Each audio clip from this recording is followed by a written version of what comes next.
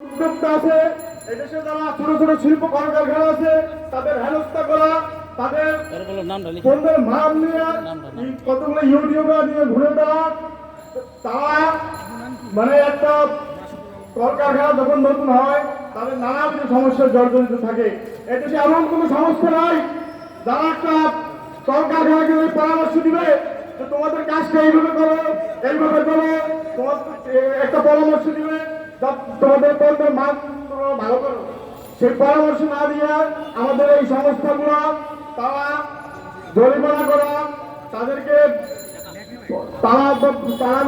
তাদের ফ্যাক্টরিতে তালা শিল্প কলকারখানাকে তারা বাধাগ্রস্ত করে। অথচ ভারতীয় 527টা পণ্য ক্যান্সার ইউরোপ আমেরিকায় নিষিদ্ধ হয়েছে, সিঙ্গাপুরে নিষিদ্ধ হয়েছে, মালয়েশিয়ায় নিষিদ্ধ হয়েছে, কিন্তু বাংলাদেশে সে খাদ্য অধিদপ্তরের পরিচালক মহাপরিচালক নিরাপদ খাদ্য অধিদপ্তরের যারা আছেন আপনাদের কাছে প্রশ্ন রাখতে চাই, আপনারা কেন ভারতীয় পণ্যের মান নিয়ে প্রশ্ন করেন নাই?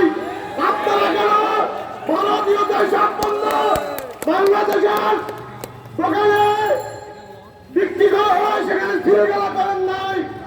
আপনারা কেন বাংলাদেশে ভারতীয় এইসব ক্যান্সারের পণ্য এইসব কোম্পানি ইম্পোর্ট করে তাদেরকে নিষেধাজ্ঞা দেন নাই, তাদের প্রতিষ্ঠানে শৃঙ্খলা করেন নাই? আমরা জানতে চাই বাংলাদেশের প্রতিষ্ঠানগুলো, বাংলাদেশের কারখানাগুলো আপনারা পরিচ্ছন্নতার অজুহাতে তাদেরকে শৃঙ্খলা করে দেন, তাদের পণ্যের মান নিয়ে আপনারা প্রশ্ন করে তাদেরকে জর্জরিত করেন, তাদের কারখানা তারা বন্ধ করেন। এদেশের খাদ্য নিয়ন্ত্রণ অধিদপ্তর ভোক্তা অধিদপ্তরের কারণে হাজার হাজার তরুণ উদ্যোক্তা রাস্তায় বসে গেছে, লাখ লাখ প্রতিষ্ঠান বন্ধ হয়ে গেছে।